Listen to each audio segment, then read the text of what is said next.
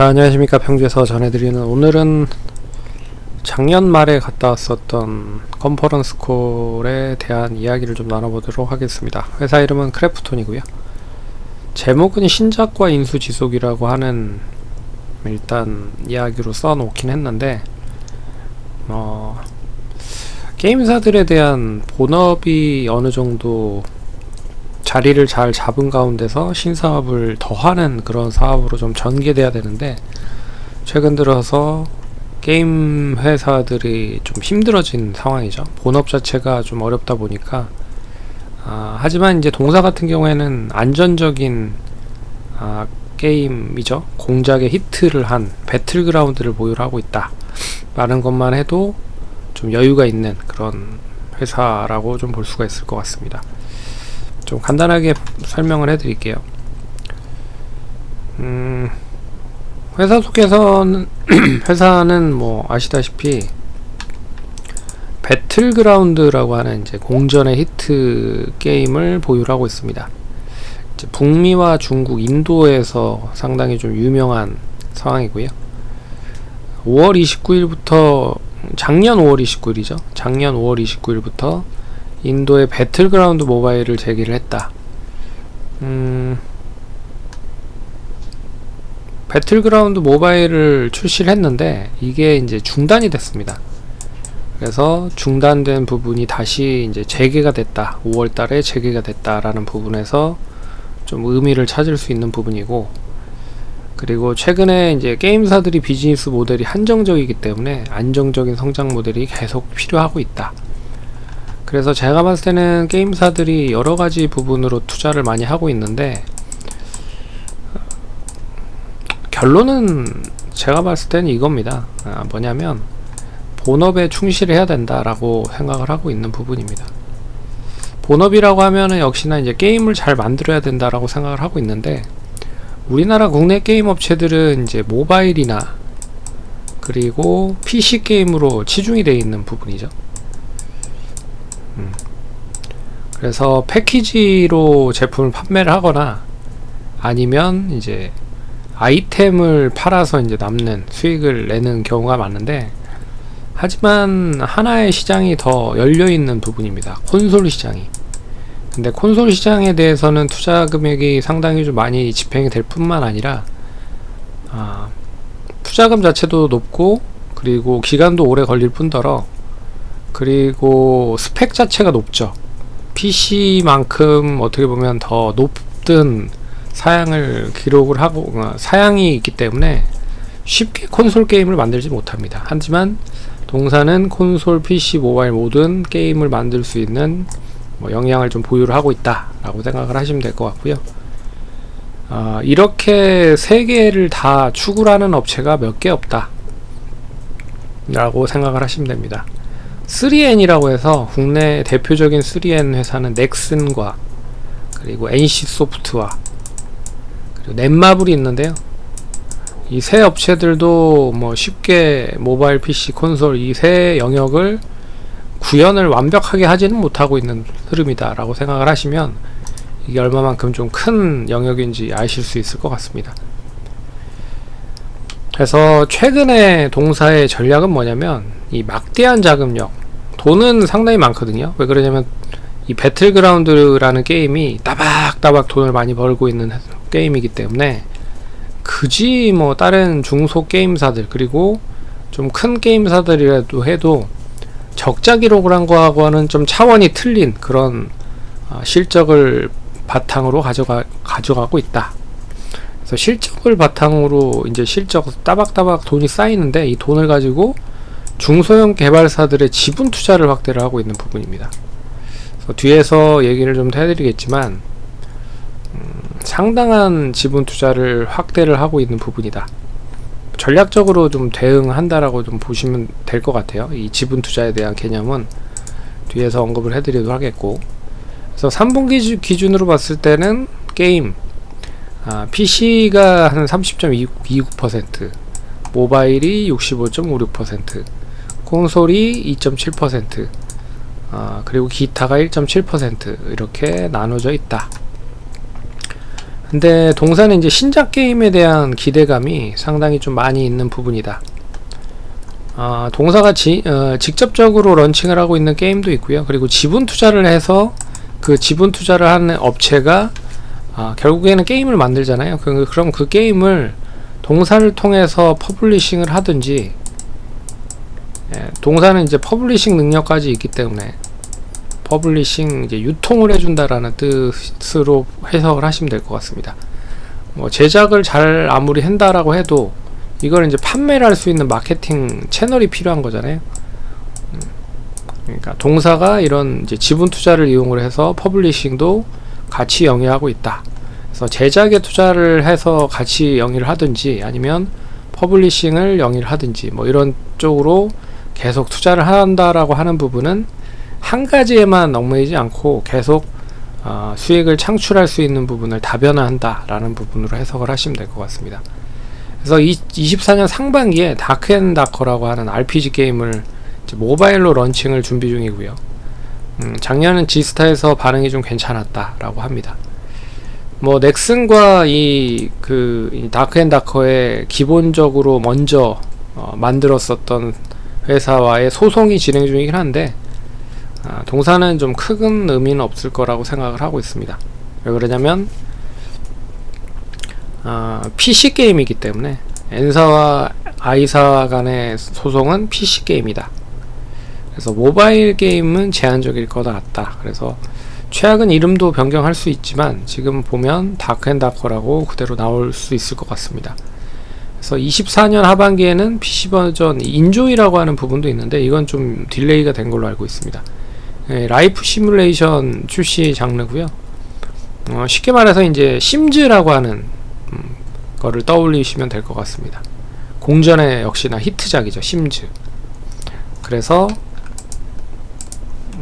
심즈를 잘 모르시는 분들을 위해서 간단히 좀 설명을 해드리면, 이걸 동영상으로 한번 보여드릴게요. 이게 이제 인조이거든요. 내가 하나의 캐릭터를 이렇게 선택을 해서 그 캐릭터를 이용을 해서 실질적으로 뭐 먹고 자고 그리고 직업을 갖고 뭐 연애를 하고 뭐 이런 거를 다 할 수 있게끔 하는 겁니다. 근데 이게 3D 애니메이션을 이용을 해서 3D로 어떻게 보면 구현을 한다라는 부분으로 보시면 될 것 같아요. 그래서 이게 이제 GTA 버전 좀 흐름이죠. 퀄리티가 상당히 좀 높고, 심즈는 좀 이렇게 3D 쪽은 아니었는데 이제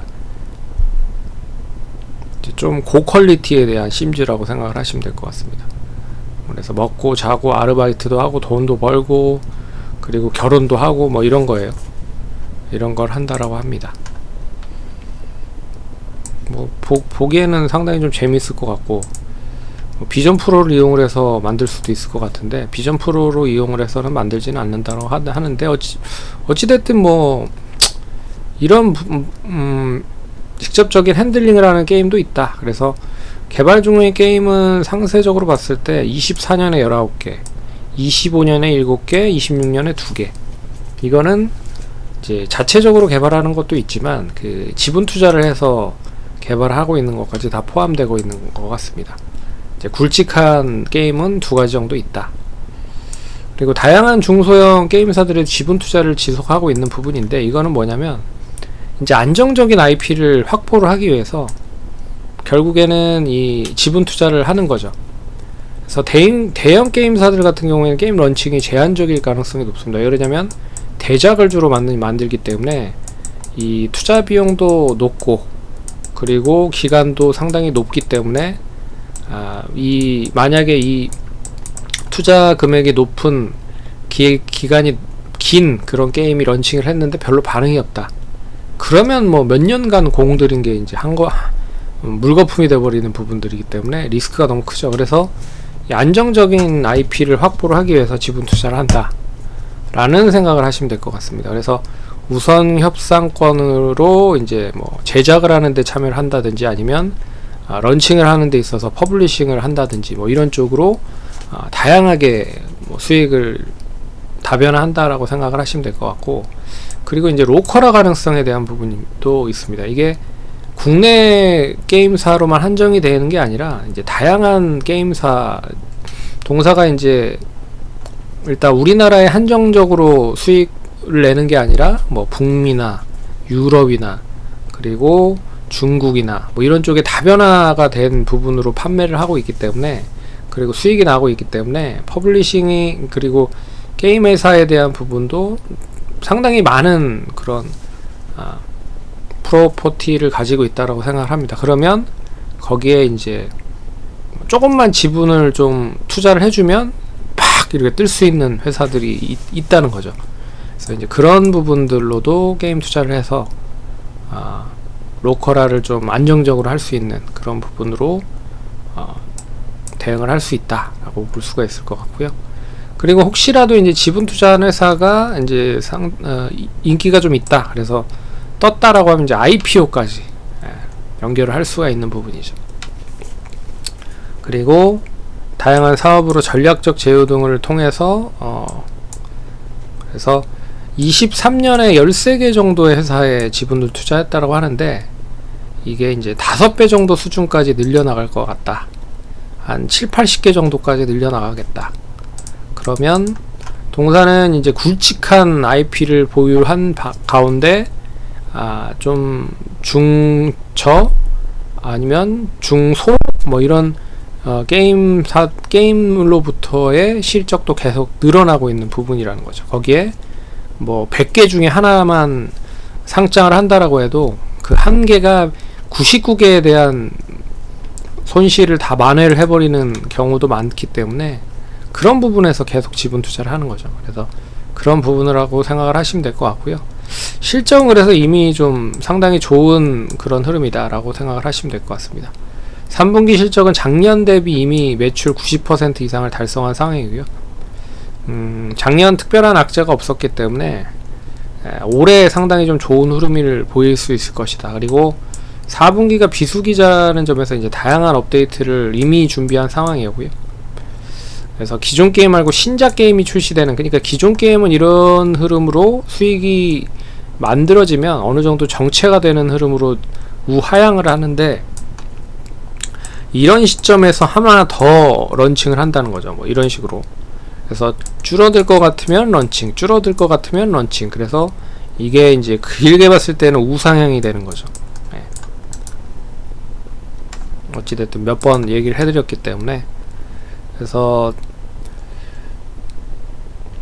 지속적인 관심이 좀 필요할 것 같고, 관심 있게 계속 보고 있는데 주가는 상당히 좀 계속 우상향을 하고 있는 흐름입니다. 그래서 컨퍼런스 콜에 대한 부분을 보면 이제 장기적인 성장에 대한 부분, 지속 가능성에 대한 확신을 하겠다, 이런 부분입니다. 그래서 인도 시장 진출과 더불어서 이제 다양한 기존 게임에 대한 부분을 계속 키우겠다라는 부분으로 보시면 될 것 같고, 전략 방향성은 앞에서 얘기해드린 그런 부분입니다. 그래서 지분 투자를 통해서 이제 제작 관리 역량 강화를 하거나 퍼블리싱 역량을 강화를 한다라는 부분.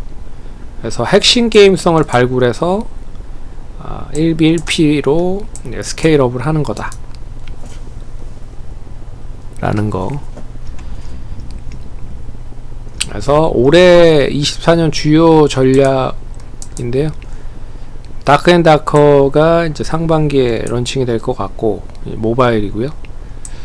인조이는 하반기라고 하긴 했는데 조금 뭐 지연되고 있는, 뭐 언론 통해서 보니까 좀 지연되고 있는 부분인 것 같고, 이 밖에도 1인 개발자의 크리에이티브 뭐 딩컴 그리고 블랙버짓 뭐 이런 게임들을 계속적으로 런칭을 준비를 하고 있는 것 같습니다. 뭐 올해 뭐 앞에서 얘기해드렸지만 올해만 19개니까 그래서 이런 거를 바탕으로 이제 계속 계단식으로 상승을 하겠다 라는 거죠. 예.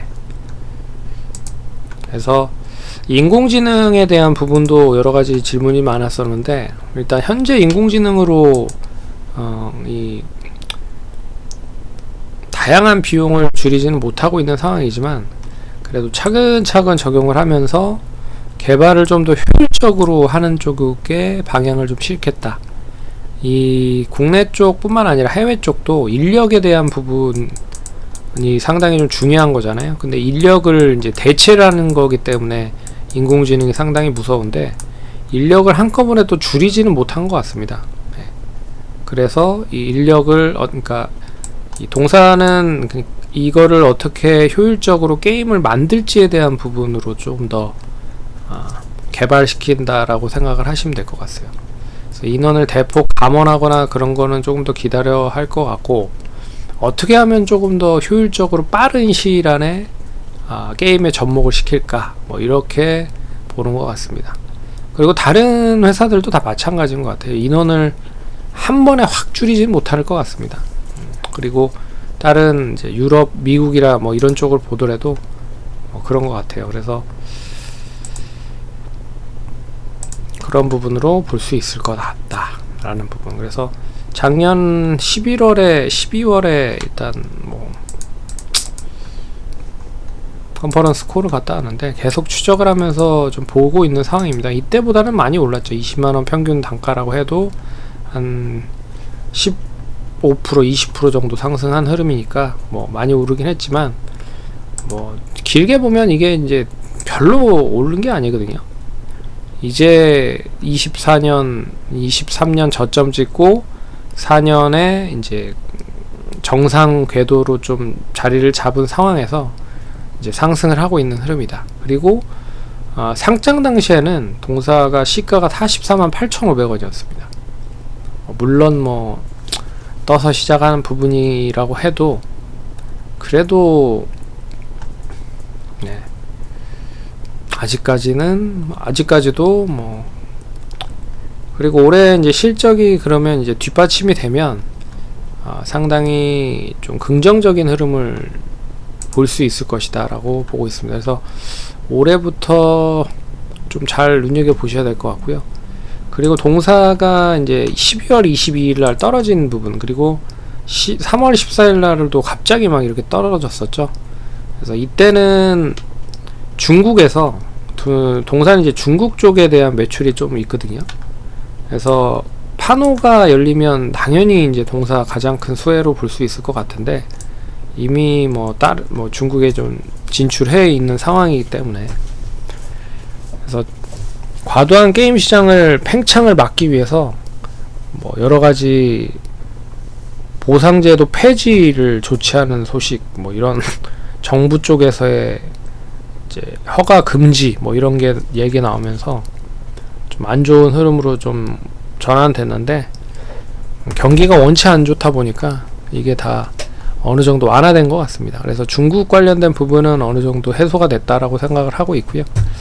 반면에 이제 3월 14일에 이제 인도 관련돼서 이 배틀그라운드에 중국 관련된 부분으로 연결이 돼서 뭐 사업을 못할 수도 있을 것이다 라고 뭐 그런 뉴스가 나왔었죠, 언론을 통해서. 근데 뭐 사실 무근으로 밝혀졌고, 큰 영향은 없다라고, 뭐 거의 뭐 영향이 없다라고 보고 있어요. 그래서 5월부터 만약에 그런 게 있었다라고 하면 이제 5월에 다시 재오픈이 안 됐겠죠. 예. 그런 부분으로 언론에서 나왔지만 장중에 뭐 11%까지 하락을 했지만 이미 이내 뭐 이틀 동안 다 안착을 했고 다시 이제 올라가서 상승을 하는 그런 흐름을 보였다. 그래서 이 추이가 조금 더 이어질 수 있을 것 같다. 그래서 기술적인 흐름으로만 보면 뭐 지난번 예전 뭐 22년 거의 코로나 이전 시점이 20년이었잖아요. 코로나 이전 시점이. 근데 동사는 21년에 상장을 했으니 그래도 22년 급락했을 때 시점까지 저점까지 상승한다라고 해도 이제 종가 기준으로 7만원 27만 4천원이잖아요. 그래서 이 구간까지는 뭐 충분히 갈 수 있지 않을까. 한 30만원까지는 충분히 갈 수 있지 않을까 보고 있습니다. 그래서 투자하시는데 참고하시고요. 네, 그렇게 좀 보시면 될 것 같다 라고 말씀드리겠습니다. 감사합니다.